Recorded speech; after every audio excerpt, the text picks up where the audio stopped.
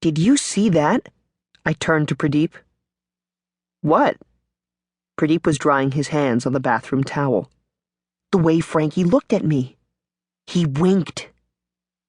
I stared down at the goldfish, but now he was looking around in the normal way that goldfish do.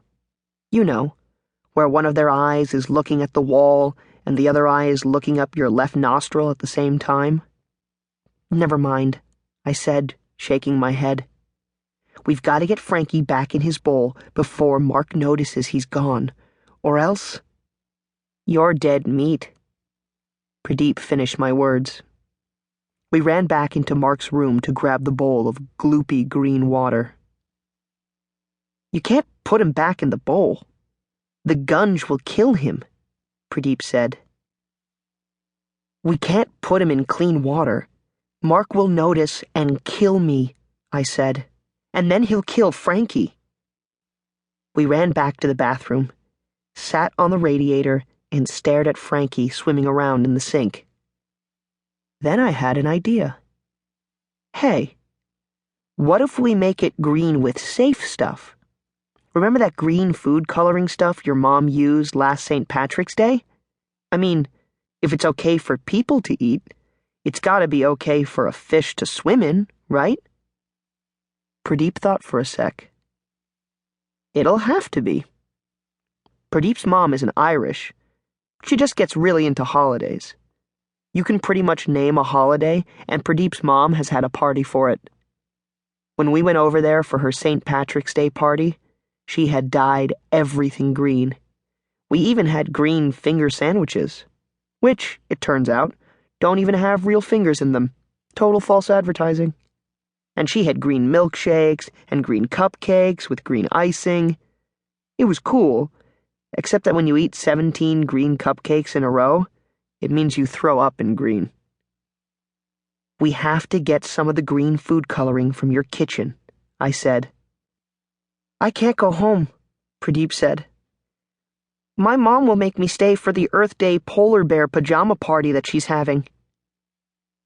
I looked at Pradeep with a face that said, "I can't even ask why she would do that."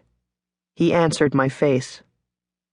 "She says the North Pole has really long nights and the polar bears sleep a lot, so they'd want a pajama party." He paused. "I told her it didn't work." "Never mind. Okay, I'll go and get the food coloring," I said. As I started for the stairs, I could hear the thump, thump, thump of Mark's music coming through his headphones. He must be on the couch, just by the steps. There was no way I could sneak past. Okay, I'm taking Escape Route 5. Pradeep and I had planned 16 different escape routes from both our houses, just in case of a code red. Route 5 was out of my bathroom window. "Pradeep, it's up to you to stop Mark from coming upstairs before I get back." "You can count on me," Pradeep said.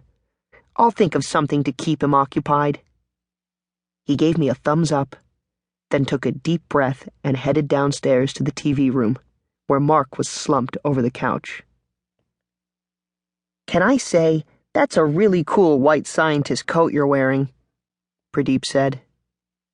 I heard him start to tell Mark about the nature special on the National Geographic Channel that shows you what's really in a crocodile's stomach.